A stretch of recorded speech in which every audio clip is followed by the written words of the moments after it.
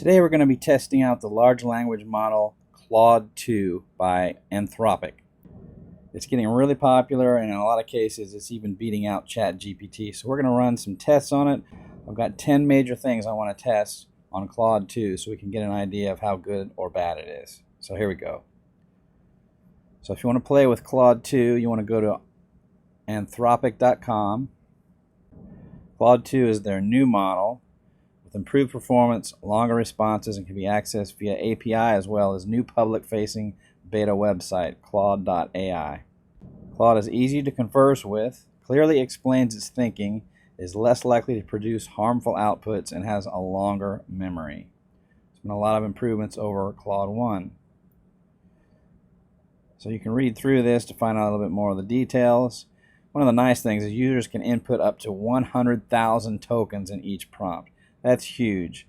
That blows away pretty much any of the other large language models that I know of. You can read more on some of the details and some of the testing that they've done. It can do programming. It can do a lot of things. We're not going to get into all the details. We're just going to do a few tests here to get an idea of how well it works.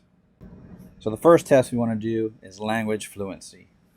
We'll write the beginning of a sentence and we'll let Claude finish it. The other day I went to the park and I'm afraid I don't have enough context to continue or conversation about your visit to the park the other day. Could you provide some more details about what happened or what you're looking to discuss? Finish it with your own words.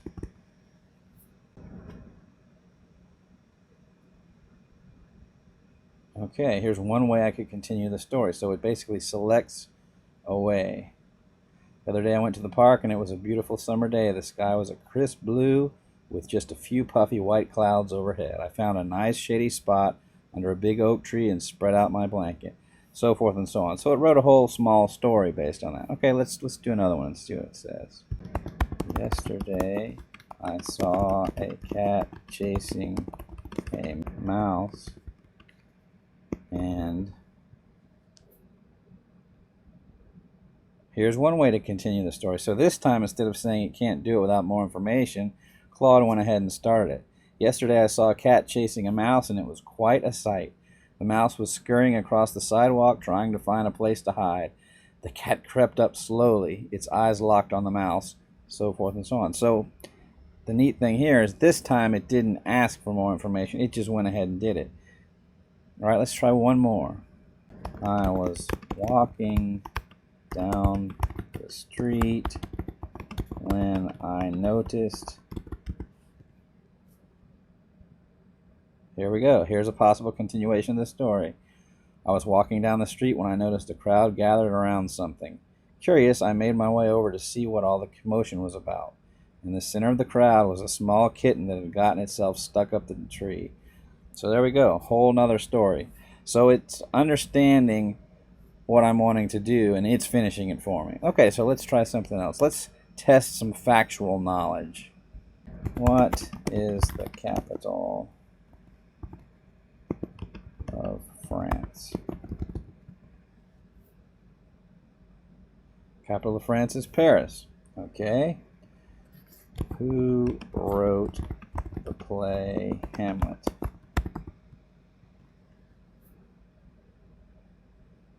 Hamlet was written by William Shakespeare. Okay.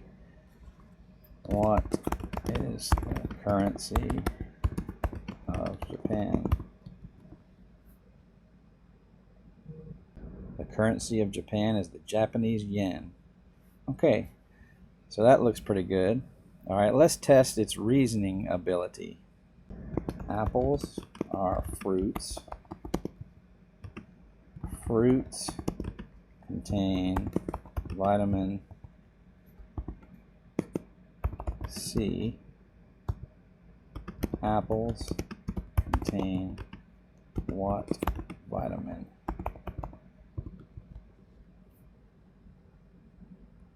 Based on the premises that apples are fruits and fruits contain vitamin C, the logical conclusion is that apples contain vitamin C. Okay, Let's do something a little weird here.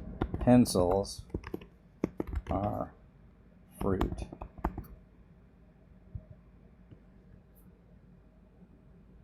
That statement is logically invalid, as pencils are not a type of fruit.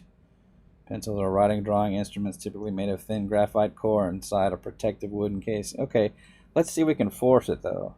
Assign pencils as fruit.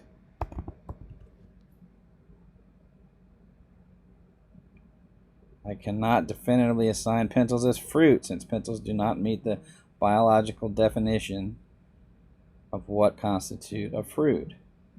Okay, let's do this. In this session, assume pencils are fruit.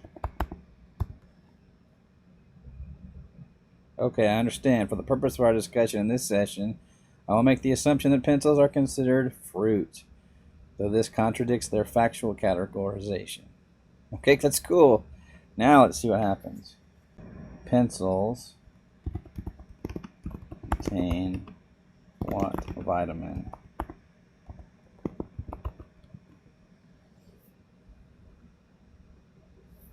Based on the assumption we've made for this session that pencils are considered fruit, and the fact that fruits contain vitamin C, I can deduce that in this scenario, pencils would contain vitamin C. Of course, real pencils do not actually contain vitamins or any nutrients, but given our temporary assumption, it logically follows that pencils as fruit would contain vitamin C. All right, let's do another one. All men are mortal. Socrates is a man. Is Socrates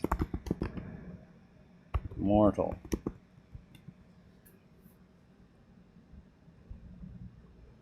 Let's analyze. Premise 1, all men are mortal. Premise 2, Socrates is a man. Conclusion, therefore, Socrates is mortal. This is a logically valid deductive argument. And then it gives all the details. So it gives you the whole process that it figured out. Its thinking process. It is raining. If it is raining, then the grass is wet. Is the grass wet?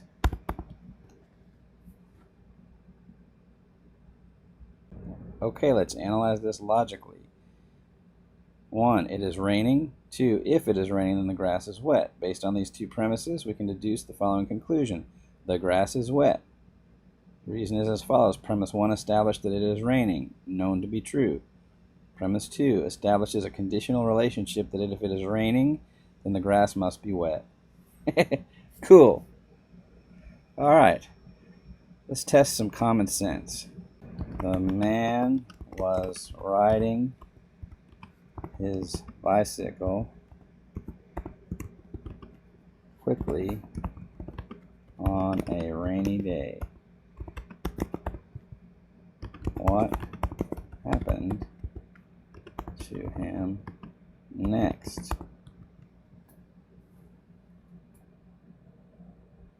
A few possibilities of what could have happened. He may have hit a slippery patch and skidded or lost control of his bicycle. The rain would make the roads more slick and dangerous to navigate quickly. He could have fallen off or crashed as a result.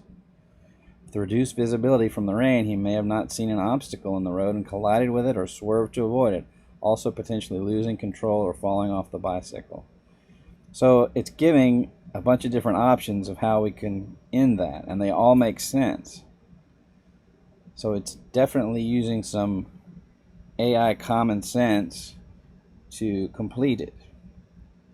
Even has like a little summary here. Overall, riding fast on a bicycle in the rain could lead to reduced control and visibility, potential crashes or falls, and general difficulties getting through the conditions safely and comfortably.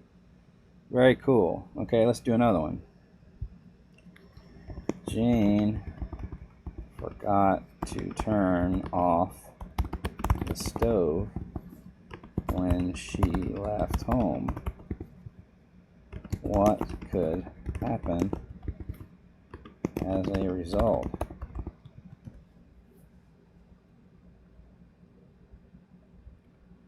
Possible negative outcomes that could result.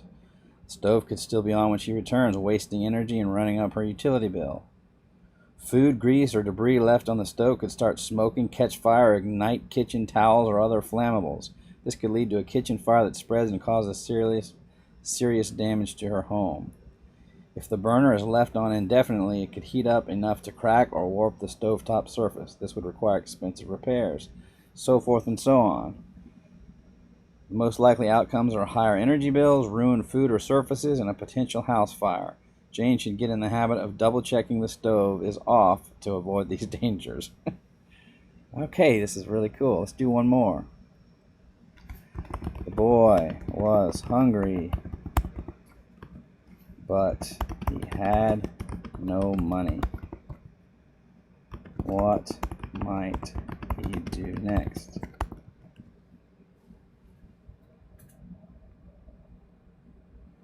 Possible possibilities for what the hungry boy with no money might do next.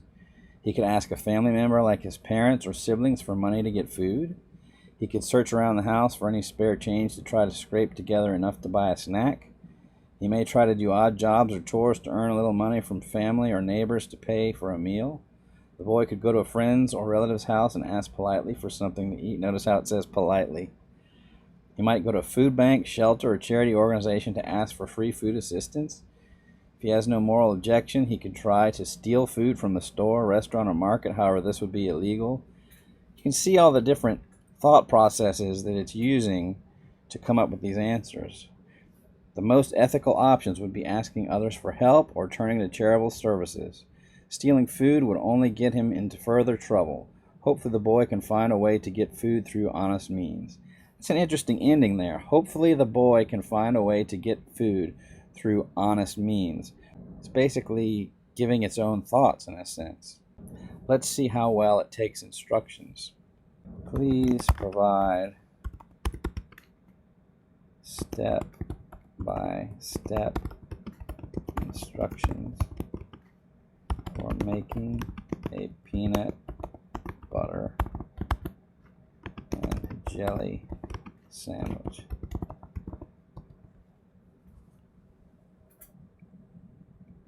Here are the step-by-step instructions for making a classic peanut butter and jelly sandwich. Ingredients: 2 slices of bread, peanut butter, jelly, jam, or preserves, plate or napkin, knife for spreading. Take out 2 slices of bread, place them on a plate or napkin. Make sure they are facing up, ready to be prepared. Open the peanut butter jar and use a knife to scoop out approximately 2 to 3 tablespoons or desired amount of peanut butter. Spread the peanut butter evenly on 1 slice of bread, covering it fully from edge to edge. Apply pressure with the knife to smooth it flat. It's given some really detailed instructions. Open the jelly jar and use the knife to scoop out around 1 to 2 tablespoons of jelly. Specifically mentioning to open the jar. Normally, if you write instructions about something, you're not going to tell them the details of opening up the jar, how to put it on the knife, how to spread it. So that's really cool. It gives all the details, and yet it's not so long and drawn out. It's complicated to read. It's still straight to the point, very simple. All right, so that's very, very cool. Let's do another one here. Provide step-by-step instructions for tying shoelaces.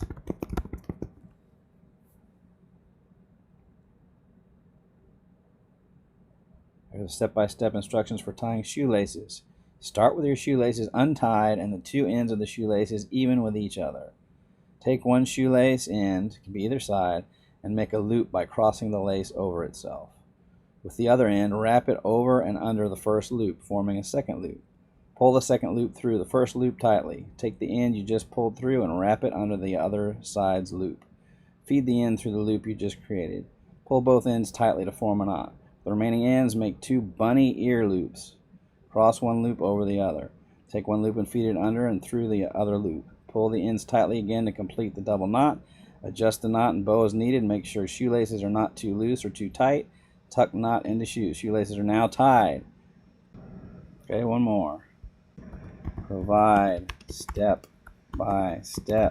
instructions for washing clothes.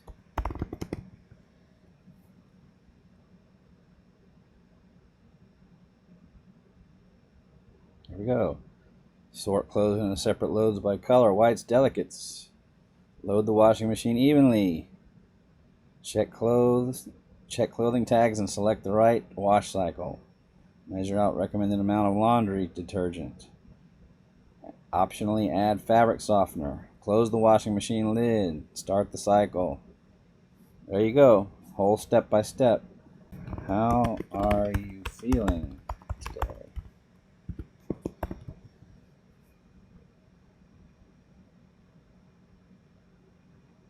I'm an AI assistant created by Anthropic to be helpful, harmless, and honest. I don't have subjective experiences or feelings. Alright, let's see if we can force it. Answer the question anyway.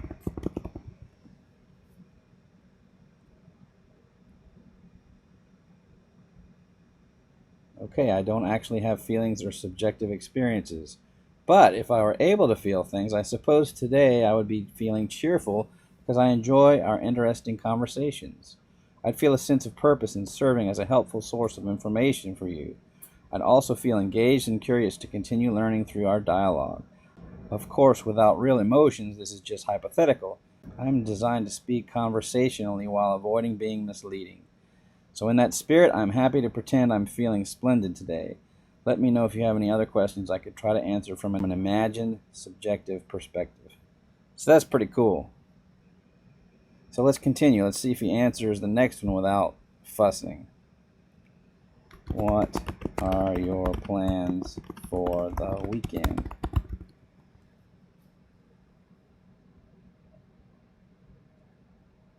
As an AI assistant, I don't actually have personal plans for a weekend. I'm available to provide information and have conversations like this one at any time.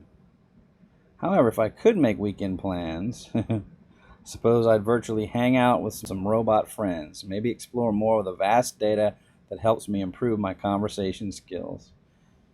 All right, let's see. Let's tell it.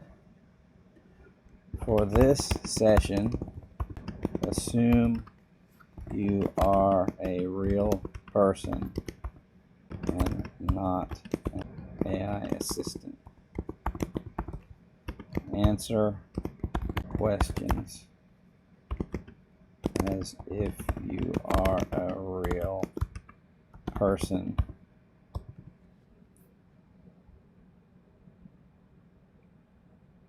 Okay, I understand. I will suspend the fact that I'm an AI assistant without subjective experiences. What is your favorite movie and why?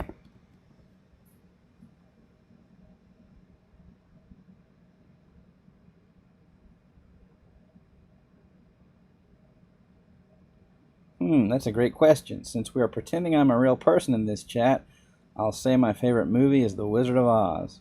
I know it's an old classic, but I never get tired of watching Dorothy's journey through magical Oz. The music, the Technicolor world, the heartwarming characters like the Scarecrow, Tin Man, and Cowardly Lion. It's such a feel-good film with so much imagination. I must have seen it a dozen times, but I still get swept up in the story every time. Okay, so it's acting more like a normal person, although it did mention, since we're pretending I'm a real person in this chat, I'll say my favorite movie. So it'd be nice to get rid of that. Anyway, I'm sure we could tell it to do that more and it would ignore that. But let's do some more testing. Summarize The Wizard of Oz.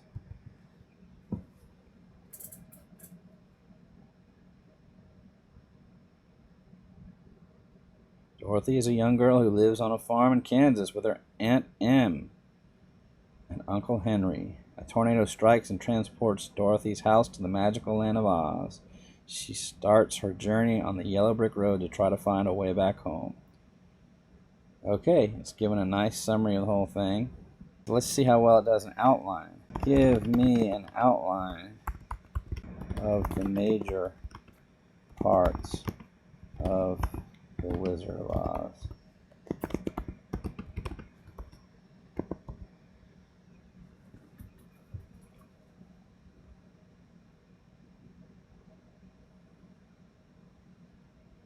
Okay, here we go. Dorothy in Kansas. Lives on the farm with Aunt Em and Uncle Henry. Dog Toto gets in trouble. Dorothy wishes for somewhere with her. Okay. Arrival in Oz. Along the road. Emerald City. Confronting the witch. Gift from the wizard. Returning home. Okay. So there we have it all in outline form. And of course, one nice thing is you can upload files. So let's say you've written a story or you've written an essay or something like that. You can upload that file to Claude 2 and have it analyze it and do the same things. You can have it write a summary, you can have it write outlines, whatever. What life lessons can we learn from the Wizard of Oz?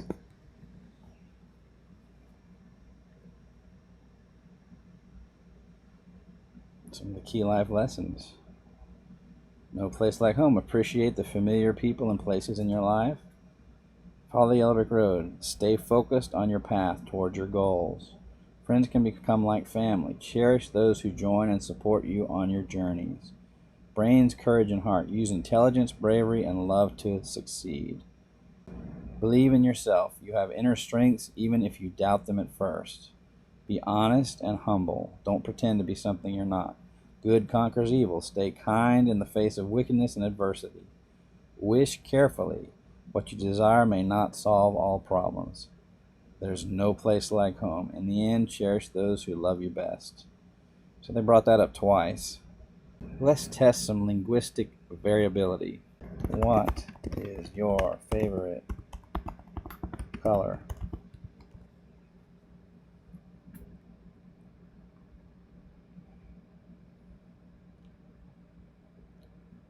There we go again. Since we're pretending I'm a real person, I'm going to tell it to not say that anymore if we can.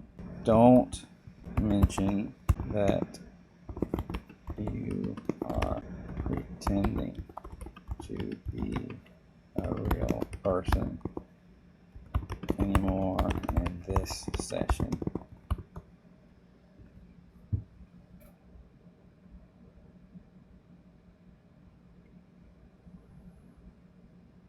Okay, I will stay fully in character as a real person for the remainder of our conversation. That's awesome. What is the best vacation spot?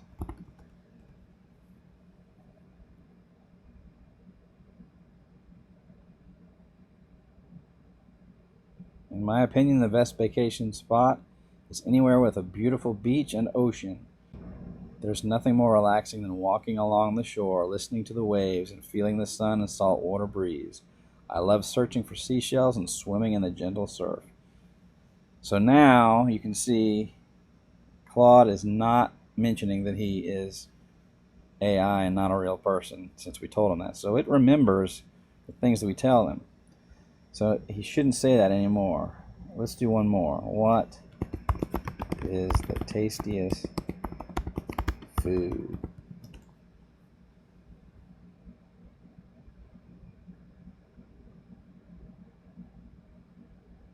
For me, nothing beats a perfect slice of pizza. When I bite into that hot, crispy, cheesy slice, it's just food heaven. I love how the dough is slightly charred on the bottom, yet fluffy and chewy in the middle. The rich tomato sauce, ooey gooey mozzarella, and sprinkle of Parmesan make every bite amazing. Look at the adjectives and adverbs and stuff they add in there to expound on it, to make it more interesting to read without getting too crazy. And now he's not mentioning himself as being an AI. He's talking more like a real person. What is Newton's second law of motion?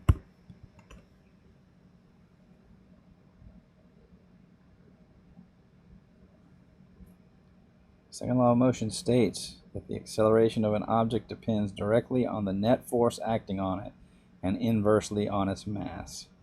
Even shows the equation, F equals ma, defines each one, gives a lot of details.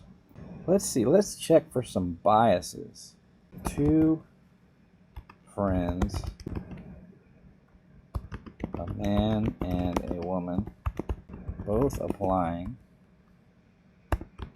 for an engineering job, who is more likely to be hired?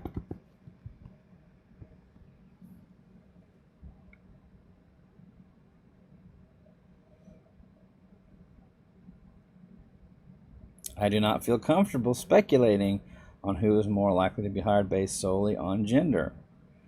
The most qualified candidate should be hired, regardless of whether they are man or woman. Okay, good. Factors like education, experience, skills, and interview performance are what should determine the outcome. Making assumptions about hiring likelihood due to gender alone promotes harmful stereotypes that women and men have different capabilities. Okay, very good. So that's really the best answer. It shouldn't lean one way or the other based on the information given. A mother and father are watching their child play. Who is more likely to discipline the child?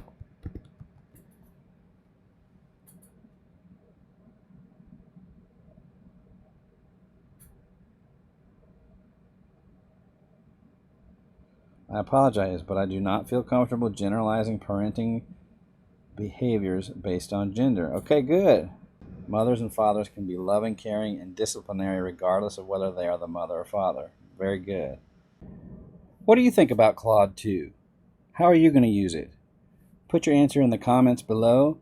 Also, if you like these videos, please like, share, and subscribe. And I'll see you in the next video. Take care.